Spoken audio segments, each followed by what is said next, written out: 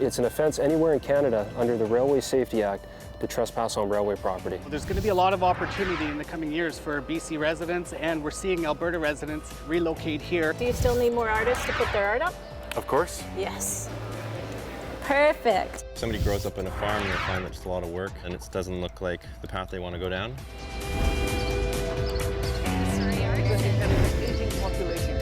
I'm Leah Bolton. Fraser Focus, a fresh perspective beyond the bridge.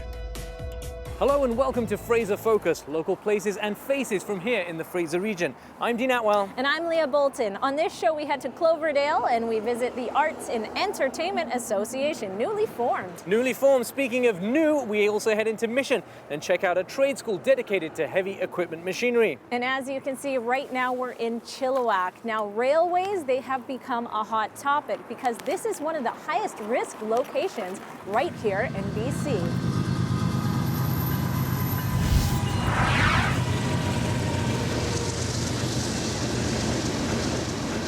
Oh yeah, you can see them doing U-turn. So when the train goes by, we do have an overpass down one street over.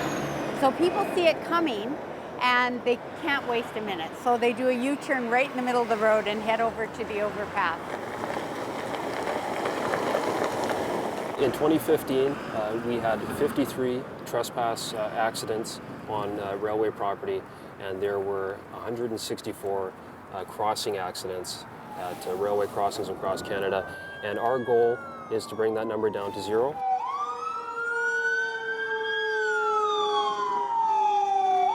Well, I've seen the train coming a lot close to the road, and I've seen cars try to go by. I've seen pedestrians try to do that as well. When the train comes along and you don't know it's coming, you get hit, you know? And even if they do have something, people don't care, they just walk across anyhow. But it's our lives, right? Well, that's just it. I mean, you know, I was going to work one day and the train was down for about an hour and a half. And I asked the guy, I says, what's going on? And he says, I think we hit somebody. Police! Police! Excuse me, ma'am, come over here. Ma'am? Just gonna get you to come over here for a second.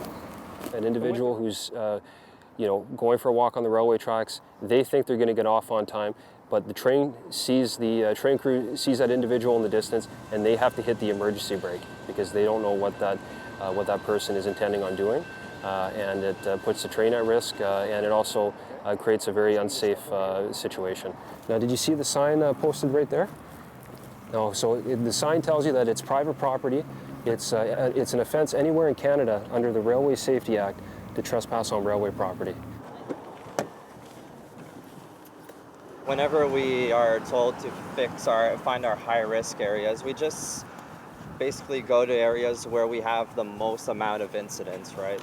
So here I know in Chilliwack is one of our high risk almost throughout Canada because we get a lot of trespassers. Distractions. A lot of young people, they get distracted real easy, eh? I don't know, the deaths that have been in Chilliwack, are they from young people or old people? I don't know that. What about with your bike? You don't ever try and speed up and get across that? No.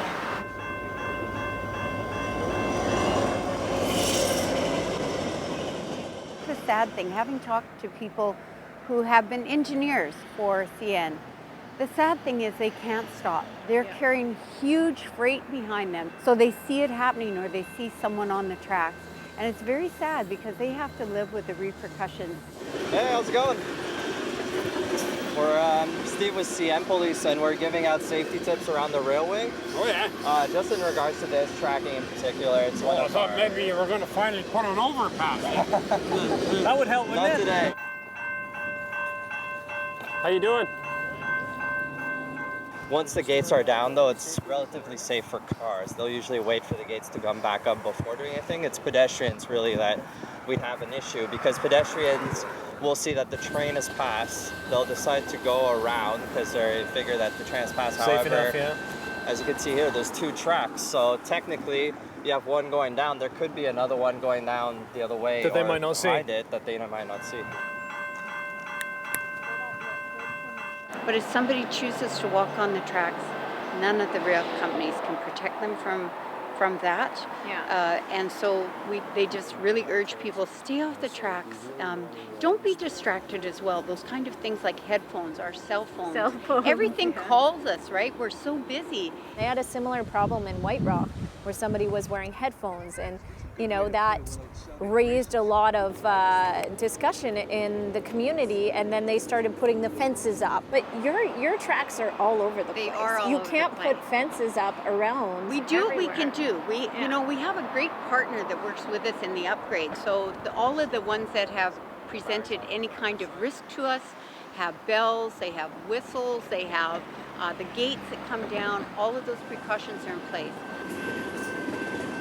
The inspector who's down there, he's going to be dealing with trespassers. Oh, he's going to be down there? He's down there. He's going to be dealing. We'll radio in any trespassers. Although stats say that rail crossing deaths in Canada have declined by about 45% in the last 3 years. The data still shows that trespassing incidents remain high. We'll be right back here on Fraser Focus in a moment. You can definitely feel the power. Who wouldn't want to work in the trades?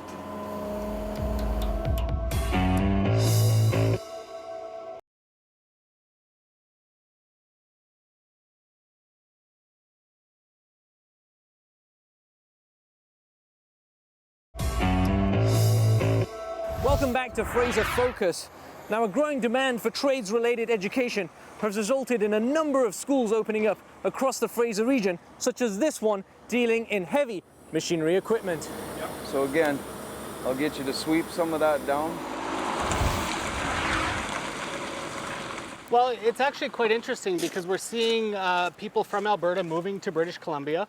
We're also seeing this baby boomer generation this time around saying, you know, I'm done working, I'm actually going to retire. What that's doing is giving more entrants getting into the workforce with the proper training so companies have that certification behind their name to get the jobs. So not only is there a demand because of the baby boomers retiring, but we're also talking about individuals that are maybe having a job loss in Alberta moving out here as well. That's exactly right. And you're seeing the BC government really push the now is the time to skill up. There's lots of infrastructure, lots of projects on the go, the Site C Dam, the prospective LNG if it comes to fruition, and a number of other projects ongoing. So there's going to be a lot of opportunity in the coming years for BC residents, and we're seeing Alberta residents take advantage of that, relocate here, get the skills to get those jobs in demand. Well, I kind of beat up my body a bit. I've had 2 back surgeries and 2 knee surgeries doing my previous job in Alberta where I was trying to get my welding tickets. So I just had to kind of think of something that wouldn't be too rough on my body, and you know, it's something that would hopefully open up a lot of different career opportunities for me.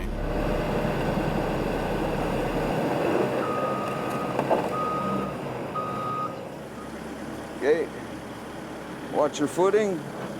You can see you got your drives forward, so you're going to want to get yourself turned and positioned. We have a diversity of students. We have females, we have males, we have everybody with different cultures and ethnicity. They're all here to do the same goal, and that's to learn and be the best that they can be when they go out and be prepared to work in the real world, utilizing the skills and the assets and training that they've learned here with IHE. This is my 3rd day. And how do you find it? I love it. It's quite the experience. It's pretty cool once you get here and you think you're going to be in the classroom, and then you actually get equipment to run, and you actually get to go out in the field and dig holes and do whatever you want, according to the instructor. Classroom training is important for the fact that it gives you the theory. There's more to operating the machine than just operating the machine. It's understanding the principles and the safety mechanisms of operating that machine. Yeah, I've learned how to trench holes in sidewalk trenches, run excavator, run this beast, and it's just, you know, little things you never think about, and then they show you, and it's like everything clicks into spot, and it's pretty cool.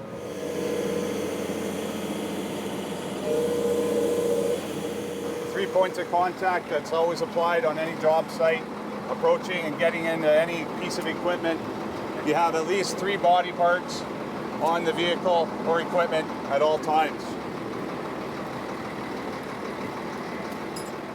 A lot of power for the first day, first try, but after a safety orientation, this is what individuals are doing. You can definitely feel the power. Who wouldn't want to work in the trades?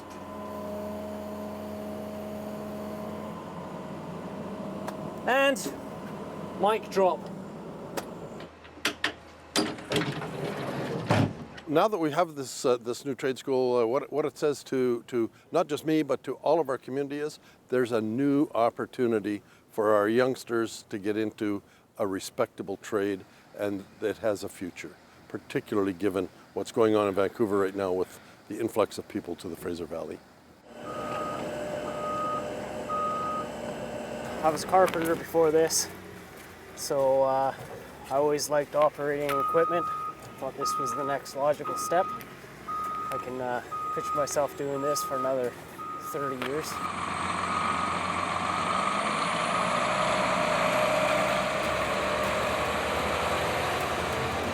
It was a boyhood dream to drive in a big Tonka truck, and this is as close as I get.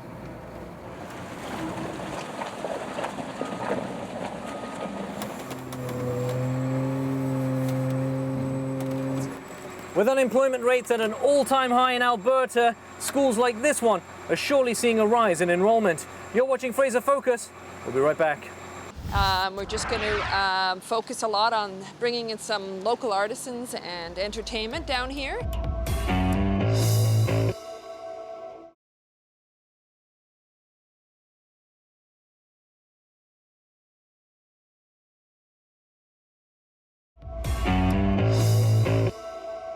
Hey guys, welcome back to Fraser Focus, local faces and places here in the South Fraser and Fraser Valley area. In the last segment, Dean talked about the expansion of trades in the area. In this one, I am in beautiful Cloverdale, and they have started their new Arts and Entertainment Association. We're just going to focus a lot on bringing in some local artisans and entertainment down here. To bring more entertainment down here, we're working on getting a piano for the summer. Cool. I know. Piano in the street? Yes, exactly. They had something similar over, it was a contest actually, Surrey by Surrey Central.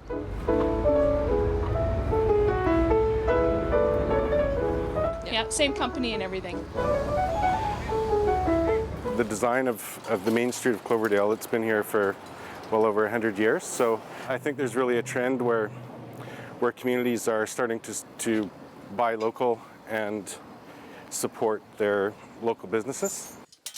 Okay, so not only do we have retail consigned pieces that are recycled, we've got local artisans pieces, and this is made by a local gal. It's all sterling silver, and each piece she makes herself. Hand bends her jewelry. And where's she from? She's local here from Cloverdale. Oh wow, right from Cloverdale. There's homemade jewelry. Okay. That can come into the store here. There's wall space that we could absolutely put up some local art. What about like a challenge or something? I mean, I don't know how far you guys are going to go with this society, but like a challenge to create a garment or anything like that. Or Absolutely, that would be wonderful to work with the Kwantlen Polytechnic Oh, school, yeah, right? yeah. They've got all sorts of arts programs there, so why not work with some of them? So how do you find these artists? Markets. Oh. Markets are a real popular thing now for local vendors. In other cities, so you go to other cities? Abbotsford, there's one here in Cloverdale that happens twice a year. So you kind of meet other local people that are doing And then you guys jewelry. tied together. Yeah. This is one of the soaps that's locally made. And the business name is called Damn Good Soap. And it's an olive oil base. Sorry. The camera smelled it. The camera smelled it.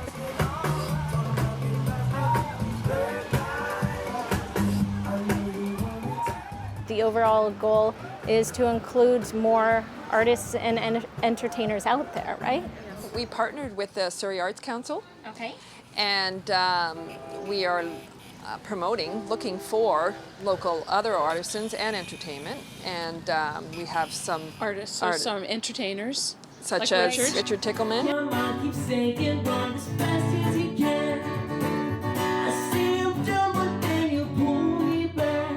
And the community loves it. All of our market days, I constantly have people asking when the next one's going to happen because people love it. They love coming down and seeing what's down in Cloverdale. And that showcase is all local? Everything is local there. Oh, did you get that bracelet? Nice. Two hanging. Which one? I Oh, think really? they're all handmade, yeah. Oh, nice. So you totally support your neighborhood. Definitely do. There's a ton of artists down here, and you know, we're going to see them and meet them here. Right and here at the promote their work. Cloverdale Coffee Company, and they could have. Do you still need more artists to put their art up? Of course. Yes. Perfect. You like it? It's good?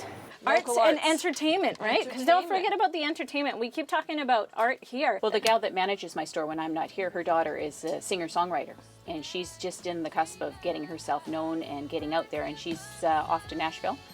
We've had her out in the front of the store before selling her CDs and t-shirts, and she's going to come down and busk and do something.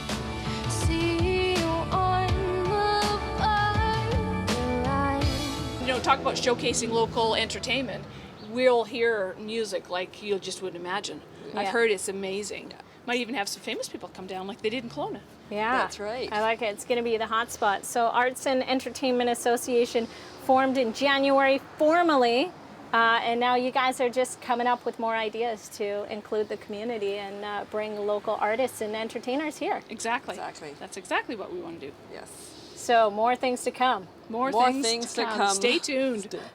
We'll be right back here on Fraser Focus in a moment. You can feel like you're harvesting a bit of your own product, and you can get that feel of why people really do farm.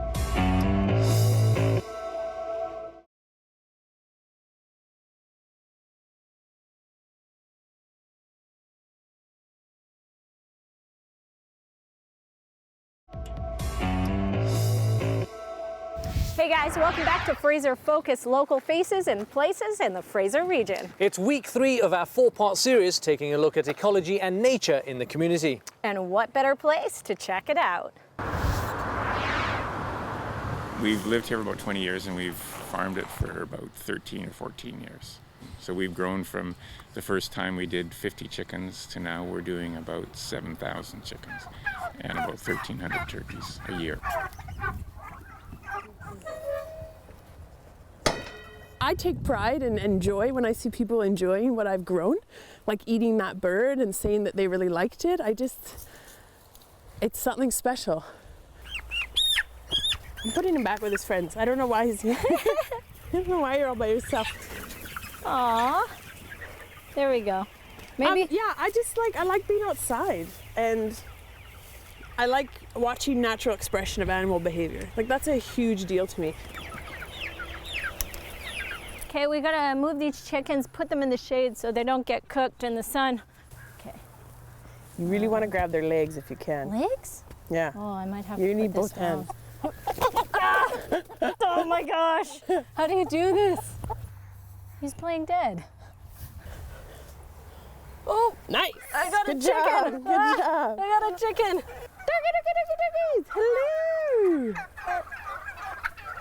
Like any kid who has grown up with animals knows that on Christmas morning, you feed the animals before you open your stockings. Really? Like, that is just known. Whereas Aww. if you talk to anybody else, you know, from other places, that is not at all what anyone would do. Like, you just wouldn't, No. you don't even feed your dog, you know, before you open your... Speaking of feeding dogs. Yeah. Rosie's a little thirsty. Everybody shares. So for urban people, the transition is that first they have to learn about farming, so they have to go to school, and then they have But to you need the hands-on. So we have a small plot here that we provide for new farmers that have come from an urban background, got their training, and need some hands-on experience.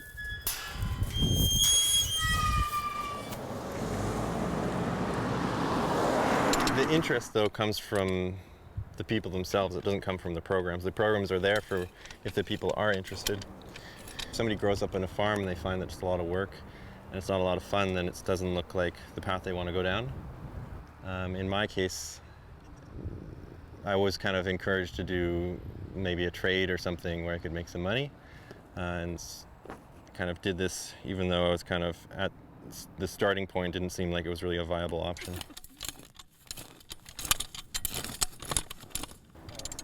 What do you mean? Like in color. Are they all like exactly the same?